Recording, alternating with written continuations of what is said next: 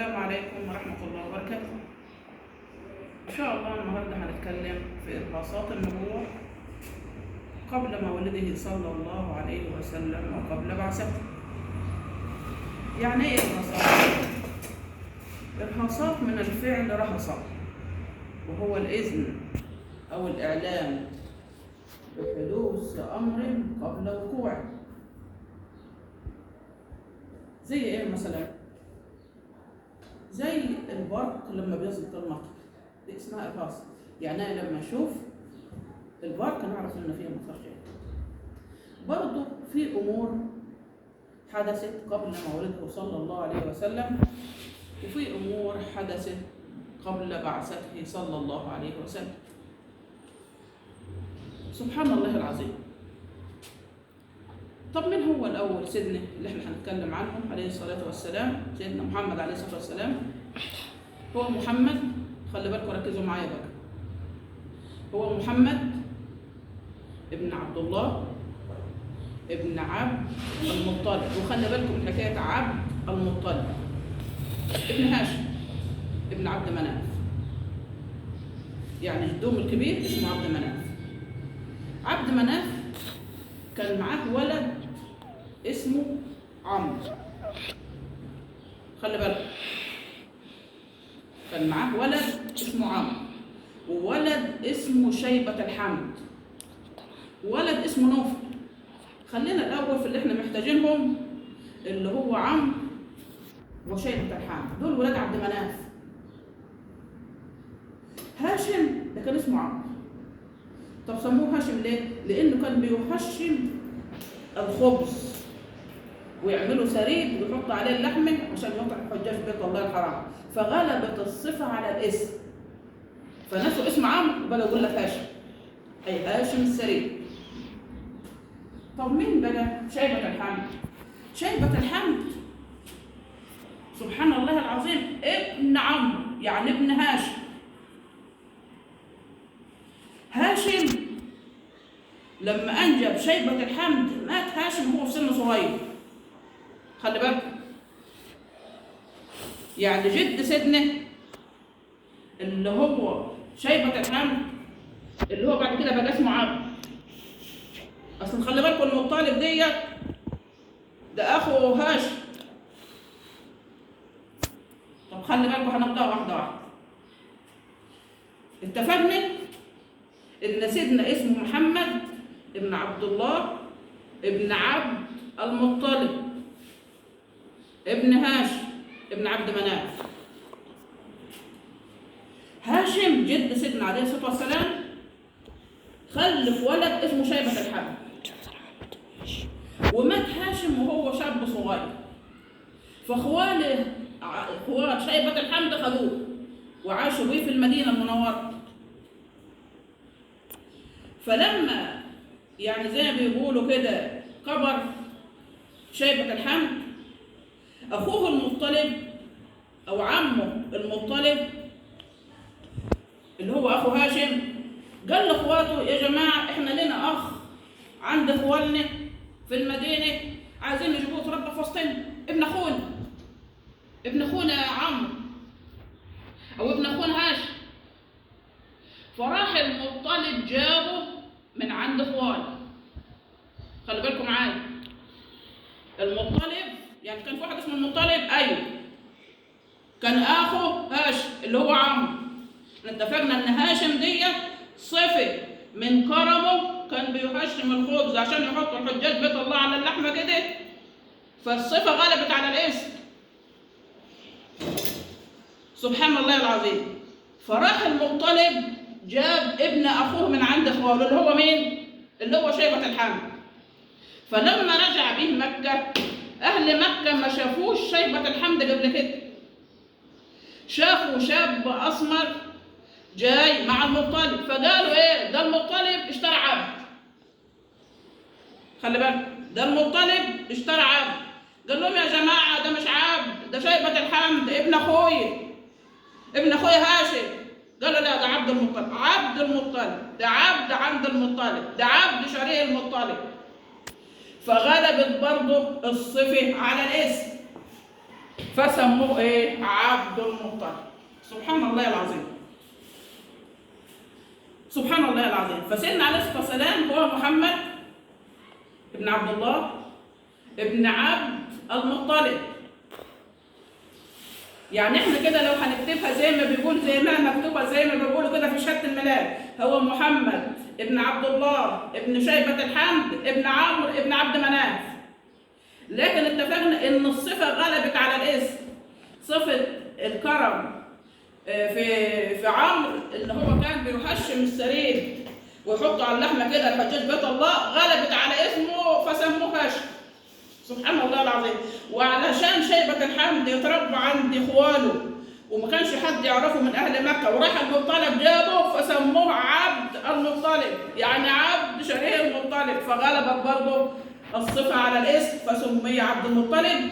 فاللي مكتوب في الكتب حاليا هو محمد بن عبد الله بن عبد المطلب بن هاشم بن عبد مناف عليه الصلاه والسلام. في حاجات كده ارهاصات، يعني زي ما قلنا كده في بدايه الكلام، علامات بتقول ان في امر عظيم هيحدث ظهرت قبل مولده صلى الله عليه وسلم. ايه هي العلامات؟ وفي علامات برضه، والعلامات دي كانت مستمره بعد ولادته لحد قبل البعث. يعني في علامات قبل ميلاده وفي علامات قبل بعثته او بعد ميلاده، حتى بعث عليه الصلاه والسلام واصبح رسول الله عليه الصلاه والسلام. اشهر علامه واللي كلنا نعرفها من ارهاصات النبوه وهي حادث الفيل. حادث الفيل الكلام ده حصل في العام اللي ولد فيه سيدنا. وفي سوره طبعا كلنا عارفينها في القران الكريم اسمها سوره الفيل. ربنا بيقول الم ترى كيف، الله الم ترى، ده ربنا بيقول لسيدنا الم ترى كيف فعل ربك باصحاب الفيل. انت ما شفتش ده بالمفهوم العام انا عملت ايه في اصحاب الفيل؟ طب هو شاف ايه؟ ده كان هو مولود عام الفيل عليه الصلاه والسلام. كل الم ترى في كتاب الله لما تقراها تعرف انها بمعنى الم تعلم، زي ما قال الشيخ الشعراوي رضوان الله عليه، قال ربنا عايز يقول لك لما نقول لك الم تعلم يبقى كلام لك اصدق من عينك لو شاف. عشان كده ربنا بيقول له الم ترى كيف فعل ربك باصحاب الفيل. حادث الفيل ده حصل في العام اللي ولد فيه سيدنا. سبحان الله العظيم. ده كان اكبر علامه او ارهاصه بتقول ان في امر عظيم هيحدث اللي هو حادث الفيل. العلامه الثانيه اللي هي ايه؟ العلامه الثانيه اللي هي حفر بير زمزم. كان بيجي لعبد المطلب رؤى في المنام احفر طيبه، احفر زمزم. الرؤيه دي شافها كتير سبحان الله العظيم، ومش عارف هي فين زمزم عشان يحفرها. طبعا احنا عارفين زمزم من ايام سيدنا اسماعيل عليه السلام لما ربنا سبحانه وتعالى اداها هديه لام صبرت على المسؤوليه سبحان الله العظيم لابنها اللي كان هيموت من العطش هو سيدنا اسماعيل عليه السلام، فكانت هديه الام. فدي اول اللي بيدعي الام كده كلام ده على الماشي. سبحان الله العظيم، سبحان الله العظيم. فقال له احفر، فزمزم طبعا كان حصلت عوامل التعريق فاتردمت زمزم. فقبل مولده صلى الله عليه وسلم جت رؤيا مره واثنين وثلاثه يكتبون لعبد المطلب احفر طيبه، احفر زمزم، لحد ما قال فين؟ نحفر فين؟ حته المنطقه كتيره حوالين الحرم، نحفر فين؟ قال له عند الكعبه عند الغراب الاسود. سبحان الملك، ايه حكايه الغراب معانا؟ ده الغراب ده قبل كده في بدايه الخليقه هو اللي علمنا الدفن. سبحان الله، فبعث الله غرابا سبحان الله كما قال الله عشان يورينا كيف يواري سوءة اخيه كما ورد في القران الكريم. قال له عند الغراب الاسود، عشان غراب اسود عند الكعبه كده في المكان ده احفر هتلاقي زمزم. سبحان الملك. دي كانت العلامه الثانيه سبحان الله العظيم لبعثته لمولده صلى الله عليه وسلم. يبقى حادث الفيل وحفر زمزم سبحان الله العظيم، دي من العلامات الرئيسيه اللي كانت موجوده سبحان الله العظيم قبل مولده صلى الله عليه وسلم. وايه تاني حصل قبل مولده؟ سبحان الملك.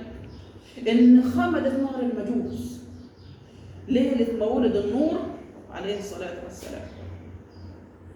النور أو النار اللي كانوا بيعبدوها المجوس انطفت، يولعوا فيها ما يولعوا مش عايزة تولع، دي كانت علامة كبيرة. سبحان الله العظيم إن خمدت نار المجوس، لأن ظهر النور الحقيقي وليس النار.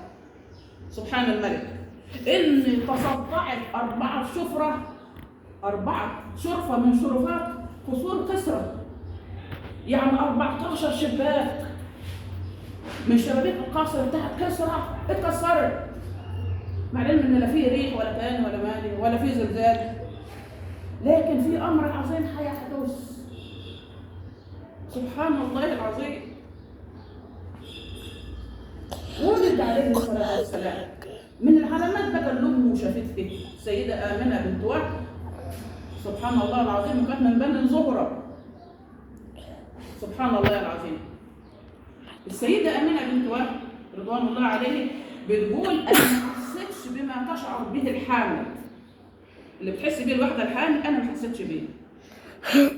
ولما ولد عليه الصلاه والسلام نزل للارض شاخصا ببصره الى السماء مبتسم مختونا مسرورا. الله. بتقول ما حسيتش باللي بتحس بيه الحامل، مش كده وبس، بتقول ولما نزل للارض نزل مبتسم اتكأ على يديه وشخص ببصره الى السماء، فكشفت عنه فوجدته مختونا مسرورا. سبحان الله العظيم. مختون يعني مش محتاج لحد يختنه، يعني زي ما بيقولوا بالبلدي كده مطاهر. مسرورا، مش عايزين دايه تقطع السره وتربط وتستنى حته وتحط عليها زبده وبعد شويه تقع لوحدها، لا ده السره بتاعته مش محتاج لحد. ده الكلام ده شافته امه. مش كده وبس، بتقول ورأيت نورا أضاء لي قصور بصرى بالشام. حد ما نزل الأرض شفت نور نور لي قصور الشام. تخيل القصور اللي في الشام بكل ما شفتيه حد محمد ما نزل على الأرض. دي برضه من العلامات. سبحان الله العظيم. تيجي بقى سبحان الله العظيم بعد كده العلامة اللي شافوها السيدات اللي كانوا جايين ياخدوا أطفال من مكة عشان يرضعوهم، وكانت من ضمنهم السيدة حليمة السعدية رضوان الله عليها بالسلام. السيدة حليمة بتقول أنا ما خدتش محمد غير لسبب واحد، إن أنا خفت نرجع من غير طفل، لأن طبعا رحيم كان الكلام ده في العرب قديما إن ما كانتش الأم ترضع طفلها، كل بلد تاخد عيال البلد الثانية ترضعها علشان خاطر العيل يطلع قوي. سبحان الله. النهارده الطب بيثبت هذا الكلام بس بطريقة أخرى، بيقول يعني كل ما تباعدت الانساب كل طفل بيطلع قوي. عشان كده لما يبقى في طفل مريض فاول سؤال بيساله الدكتور للاب ولا انتوا قرايب. سبحان الله العظيم. لان بيبقى فيه سرعه، لان يبقى فيه مرض موروث، لكن كل ما تباعده الكلام ده فقط ملوك العرب قبل الاسلام فكانوا العيال القبيله دي يرضعوا من عيال من امهات القبيله الثانيه. سبحان الله العظيم. سبحان الملك. السيدة حليمة بتقول فطبعا كل واحدة جاءت عايزة تاخد طفل، أبوه غني عشان يصرف عليه لأنه هيرضى عنه. فالكل كان بيبعد عن سيدنا عليه الصلاة والسلام لأنه يتيم وفقير. السيدة حليمة بتقول أنا ما خدتوش غير بس عشان ما نرجعش فقر. النساء اللي مع ستنا حليمة رضوان الله عليه بيقولوا حليمة كانت آخر واحدة في الراجل، لأن الدابة اللي هي راكباها مش قادرة تمشي. بمجرد محمد ما وضع على الدابة عليه الصلاة والسلام يقولوا سبقتنا. هذه برضه علامة. السيدة حليمة بتقول أنا ما كانش فيه لبن في صدر لدرجة إن ابني ما كانش يلاقي يرضع ويصبح خلال النهار لأن ما فيش. بمجرد ما وضعت محمد على صدري امتلأ صدري باللبن فشرب وشرب أخوه فنام. وكان من أدبه صلى الله عليه وسلم رغم إنه طفل ما كانش يرضع غير لما أخوه يرضع. سبحان الملك. سبحان الملك. أدبني ربي فأحسن تأديبي. اللهم أدبنا اللهم أمين يا رب العالمين. سبحان الملك. دي برضه من العلامات. ده غير ان زاد الخير في بني سعد. سبحان الملك. لدرجة ان سيدنا عليه الصلاة والسلام سبحان الله العظيم من كتر الخير اللي الناس شافوه السيدة حليمة تمسكت بيه. يعني بعد ما أتم السنتين راحت لأمه استاذنت قالت لا يا ريت تخليه عندنا كمان شوية. فقعد عندها لحد ما تم 6 سنين. اخوه بقى من الرضاع شاف علامه تانية. شاف ايه؟ شاف ان سيدنا عليه الصلاه والسلام في 2 لابسين ابيض خدوه ومشوا بيه بعيد وراحوا منيمينه على الارض وفتحوا صدره وطلعوا منه حته سودا رموها وجابوا ماء من ذهب في طاسط يعني في حاجه كده وغسلوه وقفلوا صدره تاني وسابوه يمشي. فرجع خايف بيقول لها يوم ما اخويا القرشي حصل معه كذا وكذا وكذا، فخافت ان يكون مسه شيء من الجن فارجعته الى امه. خلي بالكم في هنا لمحه لطيفه ناخد بالي منها. هتقول لي يا بخته عليه الصلاه والسلام، الملائكه طلعوا الحته السوداء اللي في صدره وغسلوه بميه زمزم. خلي بالك كلام مهم. طب احنا نعمل ايه؟ فطلعوا الحته السوداء دي اسمها حظ الشيطان. طب احنا حظ الشيطان جوانا، يا ترى نعرف نطلعه؟ طب هنجيب ميه منين؟ من زمزم، علشان خاطر مش كلنا بنصل لزمزم، عشان نغسله من الداخل. تصدقوا الامر سهل؟ سهل ازاي؟ هو الرسول عليه الصلاه والسلام لما سالته السيده عائشه يا رسول الله أكل واحد منا معه شيطان؟ قال لها نعم كل واحد منا معه شيطان. قلت له حتى أن؟ قال حتى أن، ولكن أعانني الله عليه حتى أسلم فهو لا يأمرني إلا بخير. خلي بالك يا مسلمين، يبقى الحل في إيده أهو. نقول يا رب عنا عليه حتى يسلم فلا يأمرني إلا بخير، اللهم آمين يا رب. يعني ندعي؟ ندعي، وربنا بيحب الملحين في الدعاء. يا رب عنا عليه حتى يسلم فلا يأمرني إلا بخير، اللهم آمين يا رب. طب دعيت. طيب أنا عايز نغسل صدري، هو الملائكة غسلوه بماء زمزم، طب أنا هنغسله بإيه؟ على فكرة الماء اللي أنت ممكن تغسله بيه أنت بعيد عن زمزم ومش هتعرف تدخل ماء الزمزم داخل صدرك. لا، ده فيه ماء تاني كلنا نمتلكه. أيوه كلنا نمتلكه. وعلى فكرة مش بعيد، مش هنتعب في إننا نجيبه. اللي هو ايه الماء ده اللي كلنا نمتلكه؟ دموع الخشيه من الخوف من الله. انا لما ندعي ونبكي ونقول له اغسلني، اخرج من قلب حظ الشيطان، يا رب اخرج من قلب حظ الشيطان، ونبكي ونتوسل الى الله، ان شاء الله الحته السوداء دي هتطلع وهينغسل بدموع ونفدى زي ما قال سيدنا عليه الصلاة والسلام أعانني الله عليه حتى أسلم فلا يأمرني إلا بالخير. طلع حظ الشيطان من صدري. اللهم أخرج من صدورنا حظ الشيطان، اللهم آمين يا رب. سبحان الله العظيم. فرجعته لأمه وتحكي لها اللي حصل. قالت لها أنت خفت عليه؟ أنا مش خايفة عليه، لقد رأيت نورا عندما ولدته وولد مختونا ومسرورا، رأيت نورا أضاء لي قصور بصرى في الشام، إن لابن هذا لشأن. الله، ما خفتش. يا رب ثبتنا بالقول الثابت في الحياة الدنيا وفي الآخرة، اللهم آمين يا رب العالمين.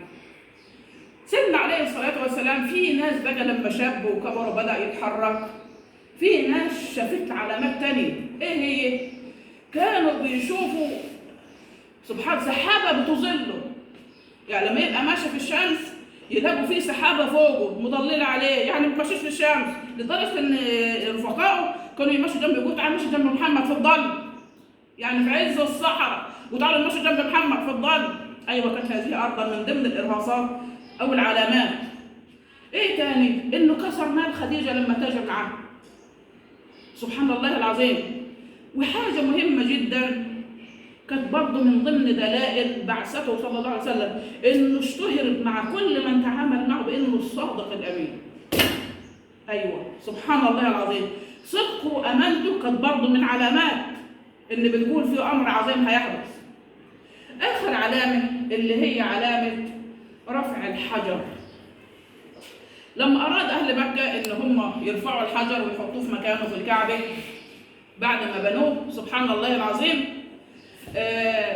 على فكرة يعني سبحان الله العظيم موضوع بناء الكعبة دي سبحان الملك، أهل مكة لقوا باختصار كده يعني لأن الموضوع كبير، لقوا إن المكان بدأ يتهدم وبدأ يقدم، فقالوا نهدوه ونبنوه تاني. الكلام ده قبل بعثته صلى الله عليه وسلم. فسبحان الملك طيب هم هيهدوه ويبنوه، فقالوا خلي بالكم لا ده مش اي حد يجرب، ده المكان ده بيت ربنا، ده احنا لو جربنا منه ممكن نموت، ممكن ايدينا تنشل وانا بالنادي، ممكن مش عارف ايه. طب انت يا فلان ابدا، يقول له لا يا عم ولا يحصل لي حاجه. طب وانت يا عم ابدا، يقول له لا ولا يحصل لي حاجه. تفتكروا مين اول واحد بدا؟ سبحان الله العظيم، يمسك الفاس ويضرب. تخيلوا ان اول واحد مسك الفاس وضرب هو الوليد بن المغيرة، ولد خالد سيدنا بن الوليد رضوان الله عليه، اللي ربنا قال فيه ذرني ومن خلقت وحيدا وجعلت له مالا ممدودا وبنين شهودا ومهدت له تمهيدا. تخيلوا الراجل اللي ربنا انزل فيه القران ده هو بعذابه هو اول واحد مسك الفاس وقال انا هنهد الاول. مسك الفاس وقال ربي لا تراع. الكلام ده مكتوب في السيره. احنا ما بنعملش حاجه غلط، احنا عايزين نجدد. ربي لا تراع يعني يا رب ما تخافش، احنا مش هنعمل حاجه غلط، احنا هنهده عشان نبنيه احسن من كده. وراح ضارب وقع قلبين ثلاثه، فقالوا له اقف يلا يا جماعه، قال لهم لا، قالوا له لا بكره لو لقيناك بقيت كويس نجوا نكمله، لو حصل لك حاجه نسيب الباقي زي ما هو. فعلا جم تاني يوم لقوه كويس زي ما هو، فبداوا يهدوا الكعبه سبحان الله العظيم. وقعدوا بقى احنا عايزين نلم من بعض عشان نبنوا الكعبه. فردوا قالوا ايه خلي بالكم، شايفين الناس اللي كانت على مله ثانيه او كانوا على عباده الاوثان بيكلموا ازاي؟ قالوا ده بيت ربنا. يعني ايه يا جماعه؟ يعني لا يدخل فيه قرش ربا ولا قرش من بغي ولا قرش بتاع ايتام، عايزين مال نضيف. يا الله، شايفين الناس اللي بتعبد الاوثان بتفكر ازاي عشان تبني بيت ربنا؟ عايزين قرش نضيف، قرش حلال. فالقرش اللي لموه ما يكفيش ان الكعبه تنبنى على اساس سبحان الملك. فقالوا نبنى على قدهم سبحان الملك، نبنوا على قدهم. فبنوا المساحه اللي انتم شايفينها دلوقتي في بين الكعبه وبين حجر اسماعيل مسافه كده اللي هي معمول حواليها سور دي، المسافه دي داخل الكعبه، بس ما كانش فيه فلوس تنبني. سبحان الله. قالوا نبنوا على قديه وحطوا علامه كده اللي هو اخر الكعبه، يعني اللي يصلى في الحجره كانه صلى داخل الكعبه، ايوه كانه صلى داخل الكعبه. سبحان الله العظيم. فلما بنوا عايزين يحطوا بقى الحجر الاسود او الاسعد زي ما ورد وهو قطعه من الجنه في مكانه، فاختصمت القبائل، ده يقول انا ليا الشرف وده يقول انا الاول وده يقول انا مش عارف ايه، لحد ما قعدوا يقتتلوا. فرد واحد عادل منهم وقال لهم يا جماعه نحتكم لاول واحد يدخل عليه. سبحان الله العظيم. فدخل عليهم سيدنا عليه الصلاه والسلام فقالوا رضينا بالصادق الامين حكما بيننا. ايوه يا جماعه عايزين تعملوا ايه؟ ده يقول له انا اللي عايز نعمل ايه رايك؟ قال لهم هاتوا لي رداء، هاتوا لي عبايه. فجاب العبايه سيدنا عليه الصلاه والسلام وفرشها على الارض وخد الحجر بايده الشريفه وحطه في هذا الرداء. قال لهم كل قبيله تمسك بطرف الثوب. يا رب علمنا من لدنك علما يا رب، يا رب اهدينا لاحسن الاخلاق يا رب لا يهدي الاحسن الا انت. قال لهم كل قبيله تمسك بطرف الرداء، فرفعت القبائل كلها الرداء وفي الحجر وضعوه في مكانه وحلت المشكله. سبحان الله العظيم. ودي برضه كانت من علامات النبوه عليه الصلاه والسلام، صلى الله وسلم وبارك عليه. اللهم صل وسلم وزد وبارك على نبينا محمد افضل مما صلى وسلم وبارك جميع خلقك في الاولين وفي الاخرين وفي الملأ الاعلى الى يوم الدين، وفي كل وقت وحين وعدد خلقك وزنة عرشك ومداد كلماتك ورضا نفسك، وكما ينبغي لجلال وجهك والعظيم سلطانك. والحمد لله رب العالمين.